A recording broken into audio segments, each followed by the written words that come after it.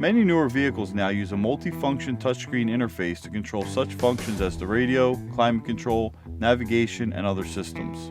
Dorman's remanufactured infotainment modules like the Cadillac CUE unit we'll be replacing in a 2013 SRX are fully refurbished and tested in a dedicated facility in the USA. They're also pre-programmed and ready to install with plug-and-play simplicity. This installation procedure is considered medium difficulty and should take about an hour to perform. Essentially, you'll need to remove the console trim, disconnect and remove the old unit, then connect and install the new unit. The process for other vehicles will be similar but may differ slightly, possibly resulting in different installation times.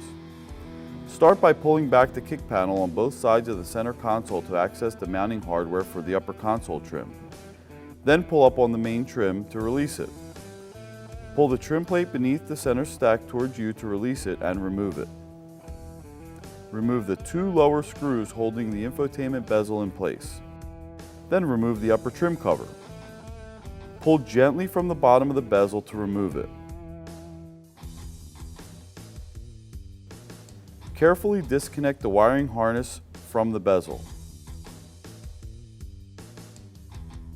Remove the 4 screws that mount the infotainment unit to the dashboard, then pull it forward to remove it. Disconnect the antenna cable and wiring harnesses from the back side of the infotainment module. You can now remove the original module from the vehicle.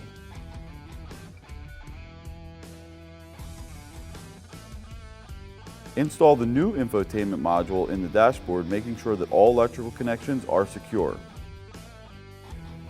Test the new module before reassembling the trim to confirm that everything is working. Reinstall the trim in reverse order of disassembly.